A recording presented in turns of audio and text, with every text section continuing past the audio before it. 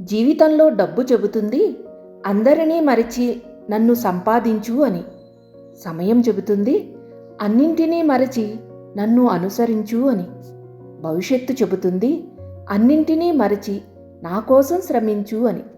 కానీ దేవుడు చెబుతాడు, అందరికీ మంచి చేస్తూ, అందరినీ ప్రేమిస్తూ, అందరితో కలిసి చిరునవ్వుతో నీ కర్మని నువ్వు నిర్వర్తించు.